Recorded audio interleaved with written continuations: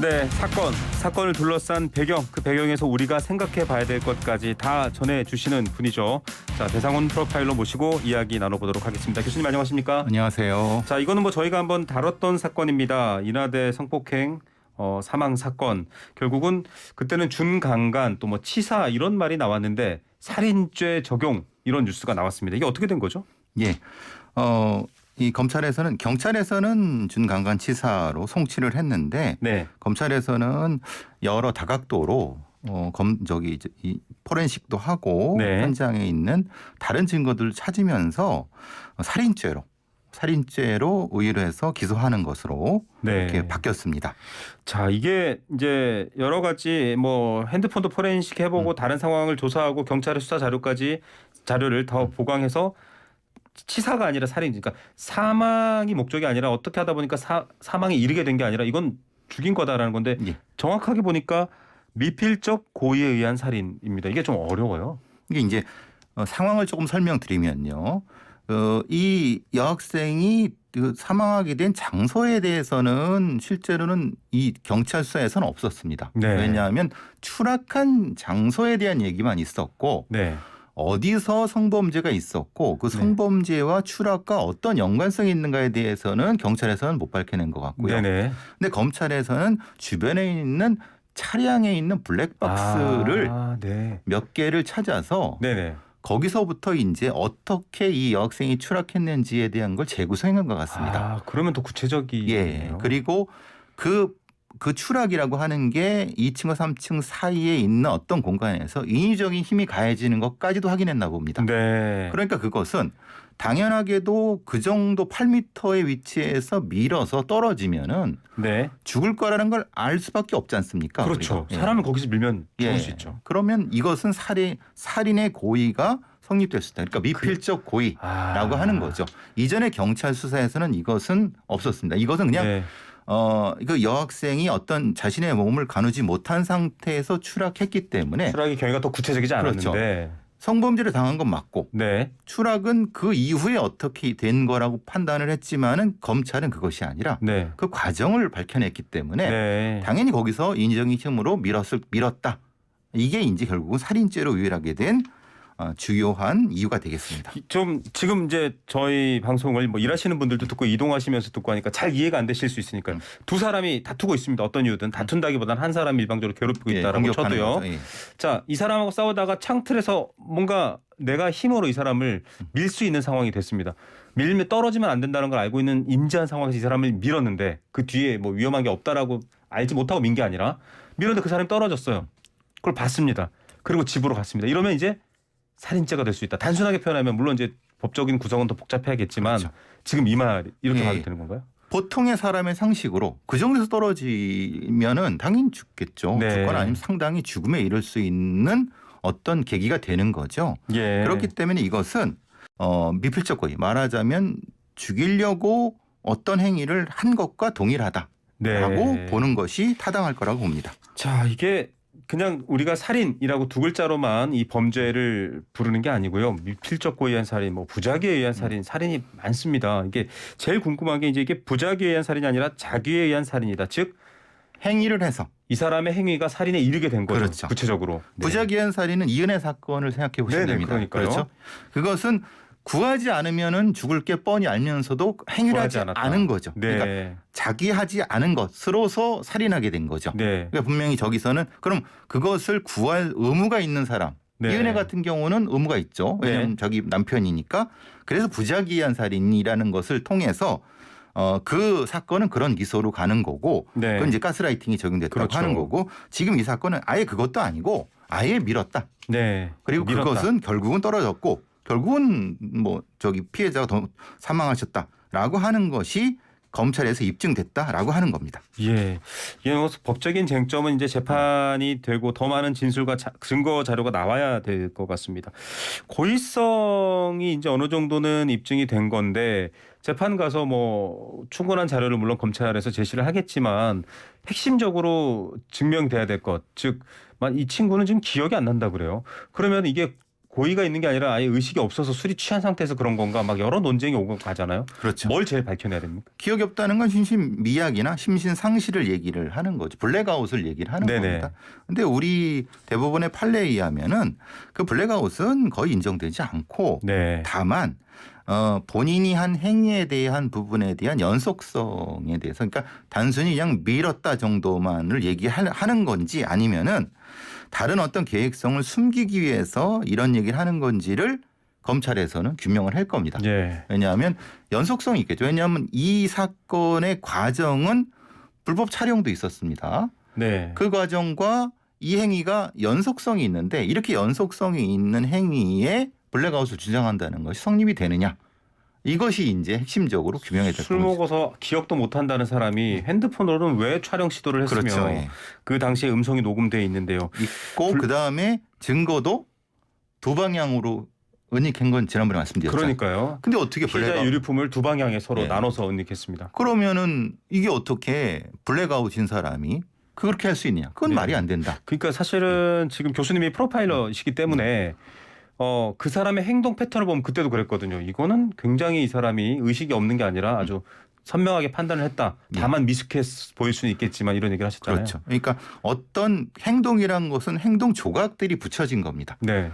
A라는 행동 조각과 B라는 행동 조각의 전환점이 있는데 그 전환점에 무리가 없이 부드럽게 넘어갔다고 하면은 그것은 의식이 없다고 판단할 수가 없는 겁니다. 네. 그래서 그것의 판단이 결국은 주요한 고의성과 의도성을 판단하는 데 주요 기준이 되는 겁니다. 자, 사건이 벌어지고 안타깝게 학생 한 명이 희생당한 살해를 당한 그 현장에서만 놓고 보면 이런데 지금 사실은 교수님이 프로파일이시기 때문에 제가 이런 질문 더 드리는데 많은 분들이 이런 의혹도 제기합니다. 저거 술 마실 때부터 계획한 거 아니야?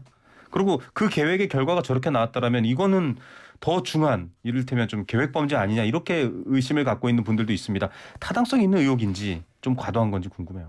왜냐하면 그 건물로 이 여학생을 끌고 갔습니다. 네. 그죠? 옆에 부축하고 갔다고 하면 끌고 갔다고 보는 네네. 게 맞겠죠. 그러면 왜 거기로 갔느냐?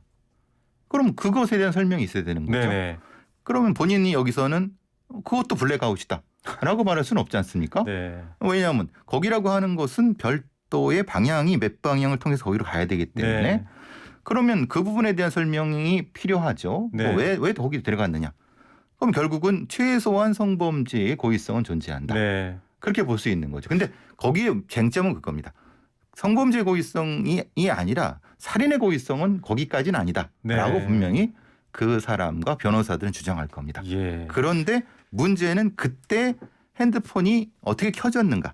네. 그리고 그것이 기록돼 있는 어떤 과정과 연결됐다고 하면 그건 성범죄 고의성이 아니라 살인의 고의성까지도 연동이 될 수 있는 거죠. 예, 왜냐하면 성범죄와 살인이라는 결과가 지금 어느 정도는 또 연결돼 있기 때문이고 예.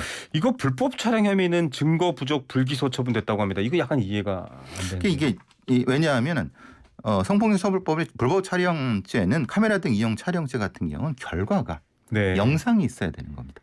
아, 근데 이게 이 사람이 분명히 찍은 것 같습니다. 네네. 왜냐하면 근데 찍었는데 그 찍은 화면에는 이 피해자분이 안 나오는 거예요. 음성만 기록됐다는 예, 거죠. 그거는 그렇다고 보면 뭐냐면 아마 카메라 초점이 다른 데로 옮겨져 있거나 네. 카메라의 어떤 부분이 고장나 있거나 아니면 이렇게 네. 비껴져 있거나 그게 왜 그러냐면 보시면 아시겠지만은 카메라를 이렇게 멀리 놓고 찍지 않겠습니까? 그렇죠. 그러면 이 각도가 틀어지지 않겠습니까? 네, 그러면 예. 제대로 안 그런 나오는 것 같습니다. 그러면은 거기에 대한 의도성만 가지고 처벌할 수 있느냐?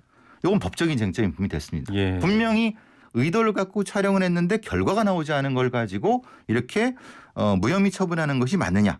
이 부분은 사실은 법적인 쟁점이 될 수 있는데 아마 이 부분은 아마 그 법적인 걸로 봐서 아마 불기소한 부분은 그 부분 같습니다. 증명해내기가 왜냐하면 법이라는 게 뭐 의심과 정황으로만 되는 게 아니라 명확하게 논증해내야 그렇죠. 죄가 물적 되니까요. 증거가 있는 거예요. 그래도 이런 교수님도 재판 같은데 이제 참고인으로 많이 가보셨겠지만 이제 전문가 프로파일러가 보면은 그 의도의 구체성이나 이런 범죄의 의도가 있는지를 어느 정도는 과학적으로 밝혀낼 수 있잖아요. 인간의 행동의 통계를 모아서라도.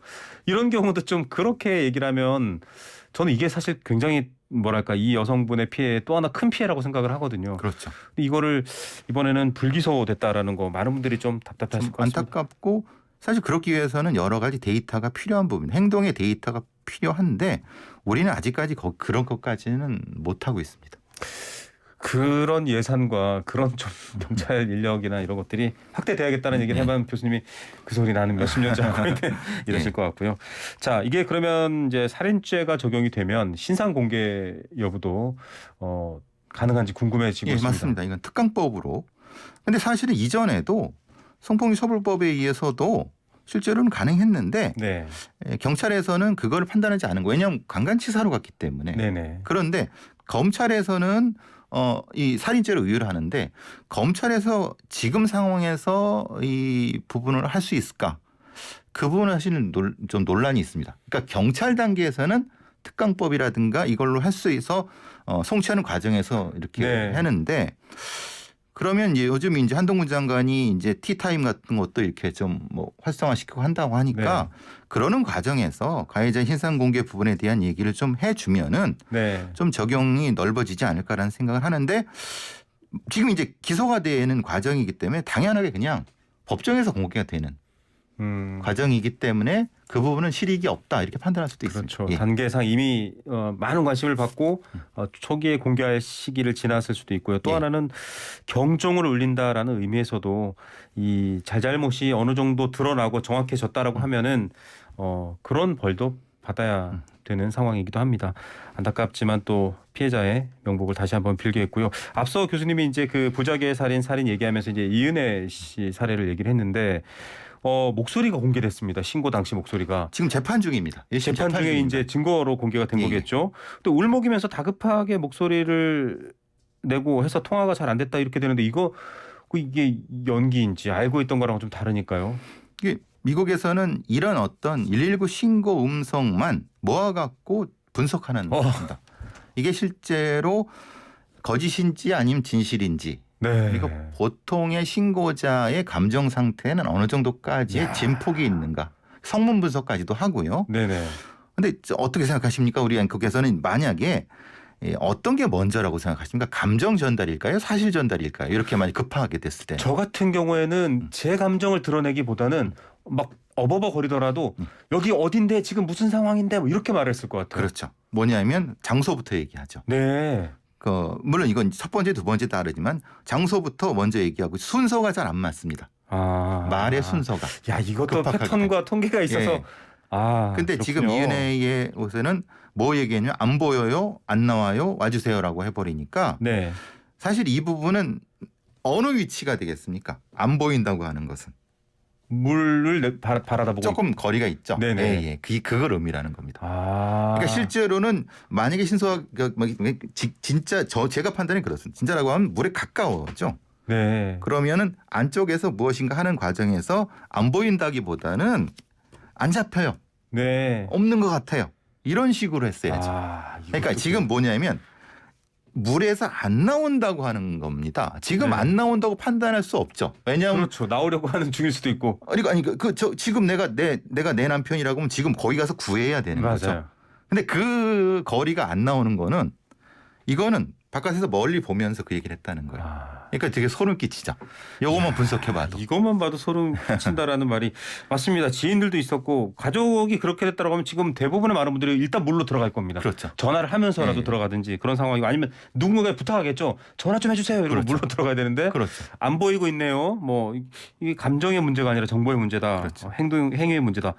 이게 교수님 얘기 들으면요 세상이 참 무섭고 섬뜩합니다. 자 재판을 통해서 더 명확하게 이분의 죄도 또 사건 전말도 밝혀져야 될 것 같습니다. 사건 얘기들을 쭉 하면은 좀 답답함도 풀리면서 한편으로는 마음이 되게 차가워집니다. 사람들이 이런 사람들도 살고 있는 세상에 같이 또 숨쉬고 있구나라는 생각도 들고요. 그럼에도 불구하고 철저하게 밝혀서 이런 사건이 덜 일어나고 피해자가 빨리 회복되도록 저희도 열심히 방송하도록 하겠습니다.